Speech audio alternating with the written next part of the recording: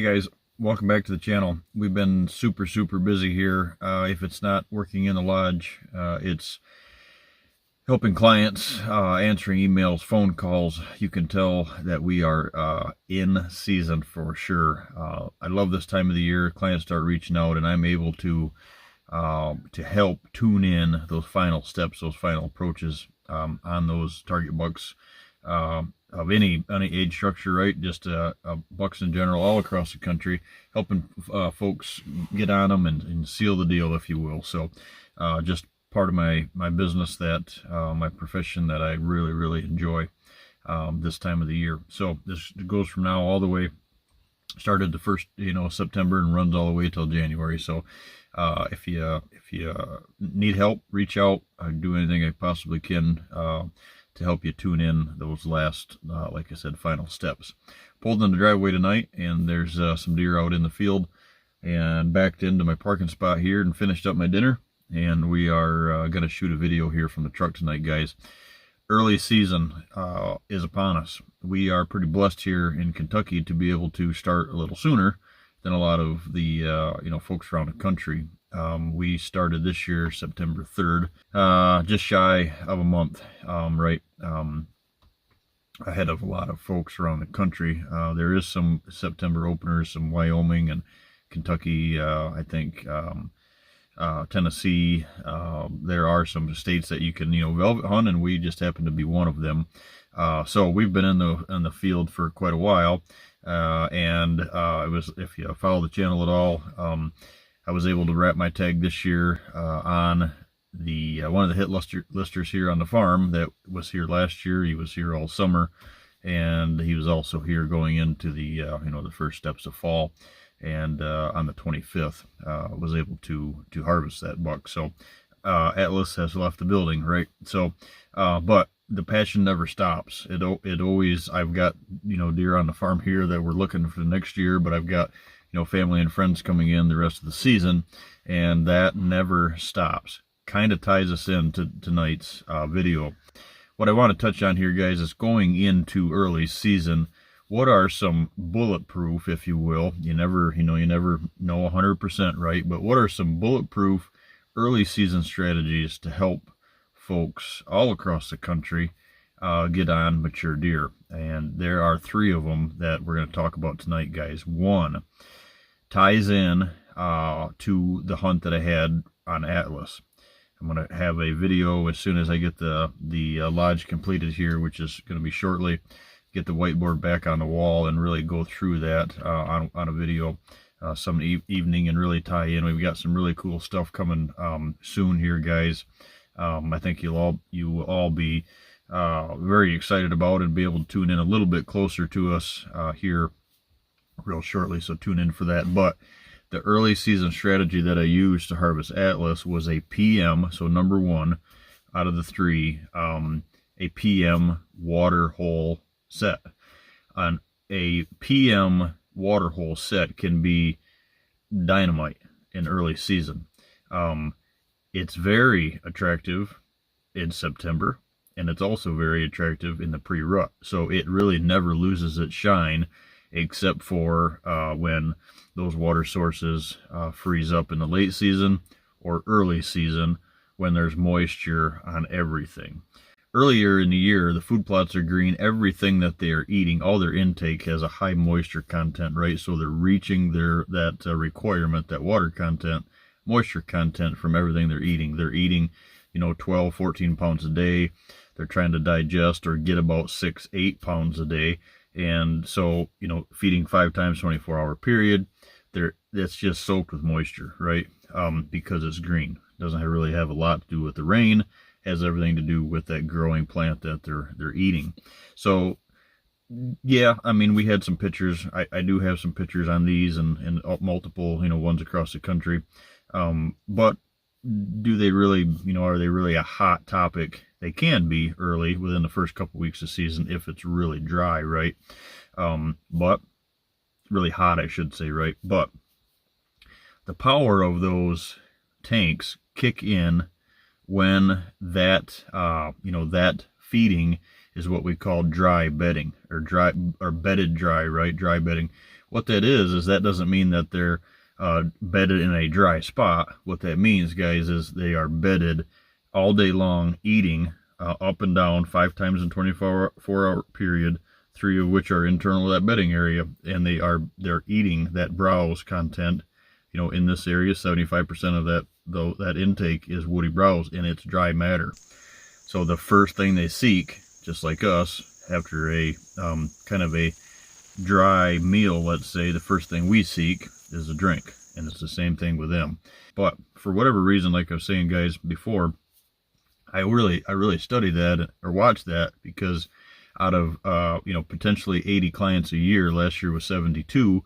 I do about a dozen, it seems like, a year, of spots I find that can be very powerful PM waterhole sets. I don't know why that is. It seems more prevalent that I find AM waterhole sets, and that has to do with terrain, access, and having that waterhole below you, so when a PM, them AM thermals are rising.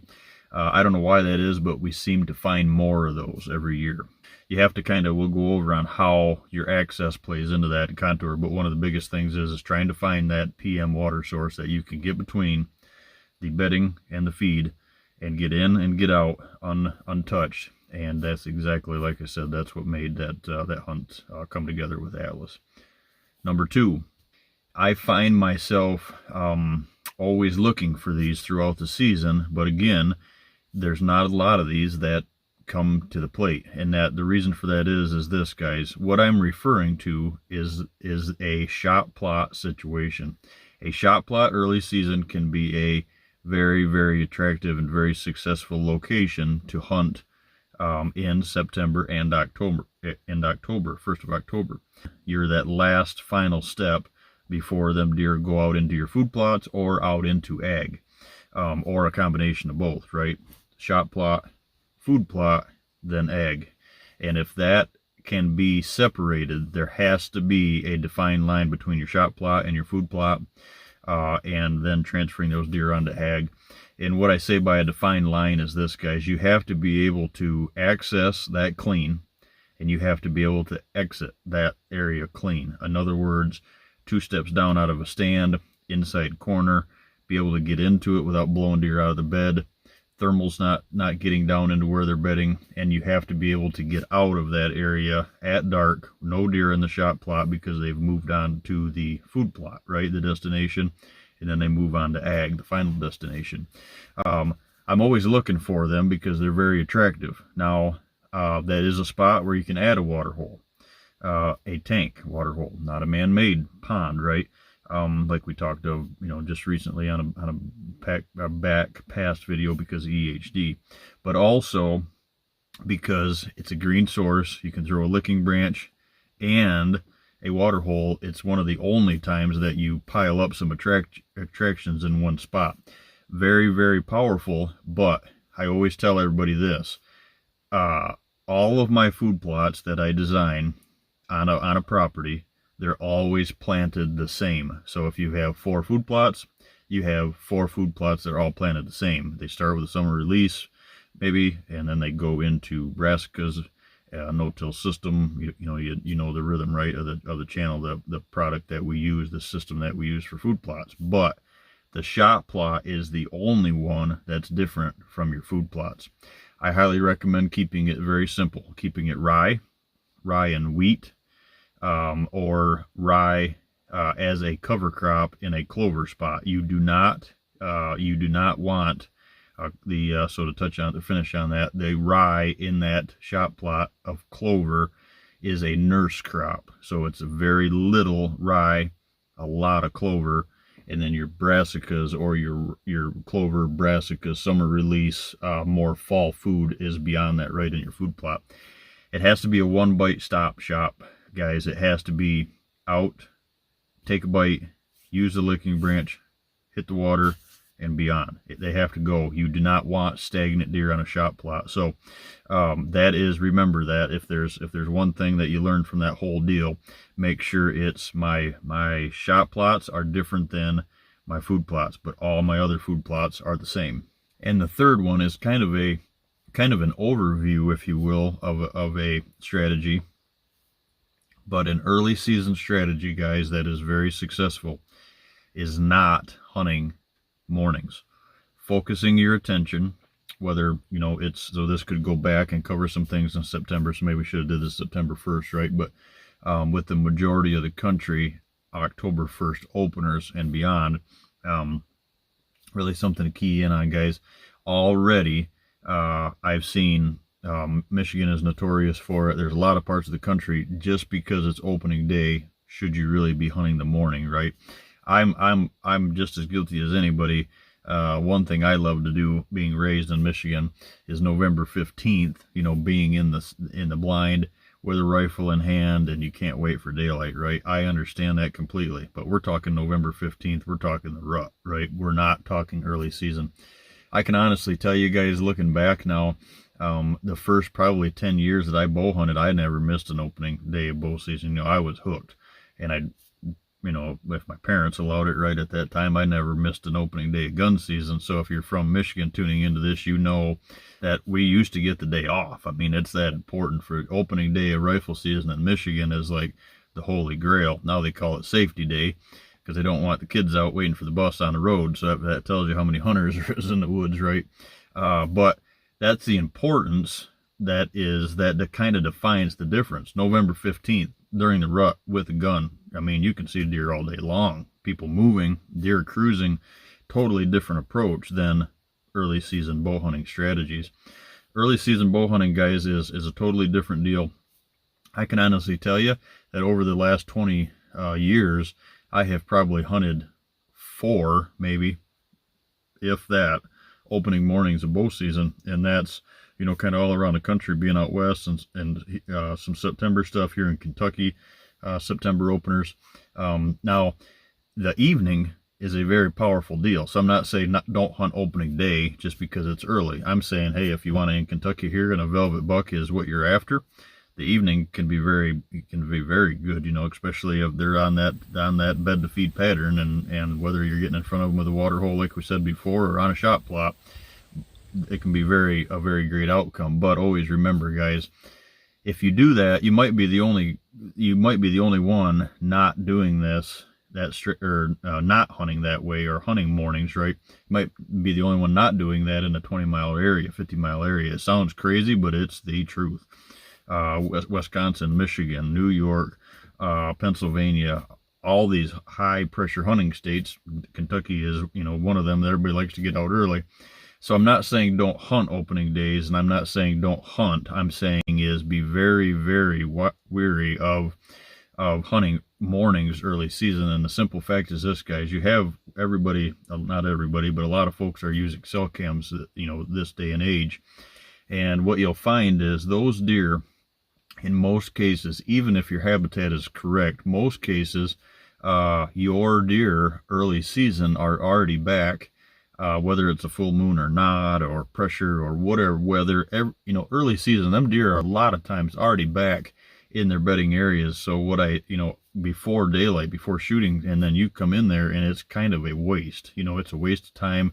I highly recommend not burning yourself out on an AM early season hunt, because PMs is the ticket, So put yourself in this mindset. You go in. A lot of people even start the early season by entering in at gray light, so they know they're not bumping deer, which is a great tactic. The problem with it is that movement's already done. The movement's already passed. The majority of the movement's passed. It's not like the pre-rut. It's not like the rut, like we'll touch on in further videos to come here, guys, where you can slide in and you're going to see cruising bucks all day long, or at least, early, that 8 to 10 time, and then, some midday cruising, and then, and beyond, right? Maybe an all-day sit. That's not the case in the early season.